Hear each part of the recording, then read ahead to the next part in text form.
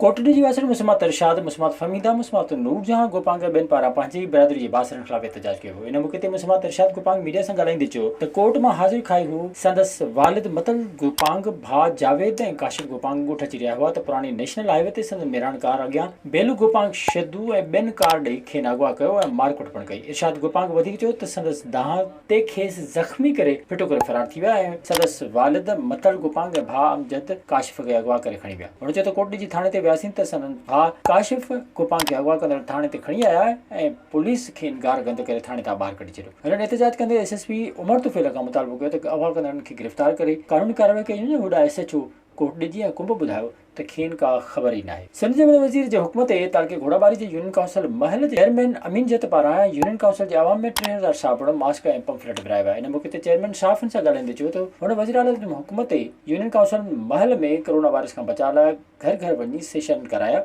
ऐं वायरस खां बचाव लाइ हिफ़ाज़ती सामान पिणु विरायो आहे। आवाम जी ख़िदमत खे हू इबादत सम्झे थो। खबरो वाह मां निकिरंदो जुमा शाख में आरडी हिकु बटा 40 फुट ॻाढ़ो पवण करे ॻोठ अली हसन मरी, सालार मरी ऐं में अमीन समेजे, कबूर समेजे, रमान समेजे समेत 4 ॼणनि जा घर पाणी हेठि अची विया। ॻोठाणा बंधनि ते पनाह वठी वेठल आहिनि जॾहिं त घारे सबबु कणिक जो फसल ॿुॾी वियो। ॻोठाणनि मुताबिक़ आपाशी खाते जो को बि अमलदार इतलाह ते नाहे पहुतो। ॻोठाणनि पंहिंजी मदद पाण तहत घारो ॿधणु शुरू कयो आहे। उन्हनि जो आला अख़्तियारनि खां मुतालबो आहे त इरिगेशन जे अमले ख़िलाफ़ कानूनी कार्रवाई कई वञे। खैरपुर में ए सेक्शन पुलिस नंढी उमिरि जे नौजवान नीगरी जी शादी वारे इतलाह ते कार्रवाई करे घोट कुंवार समेत 4 ॼणनि खे हिरासत में वठी छॾियो। पुलिस 14 वरनि जी साइमा चांडियो ऐं 15 वरनि जे ग़ुलाम हुसैन जी शादी तक़रीब दौरान 4 ॼणनि खे हिरासत में वठी ए सेक्शन थाणे ते लॉकअप करे छॾियो। आख़िरी इतलाहनि ताईं वाक़े जो केस दाख़िल न थी सघियो। घोट ऐं कुंवार खे कोर्ट में अॼु पेश कयो। विज़िट कयो अवामी आवाज़ मीडिया ग्रुप जी वेबसाइट awamiawaz.pk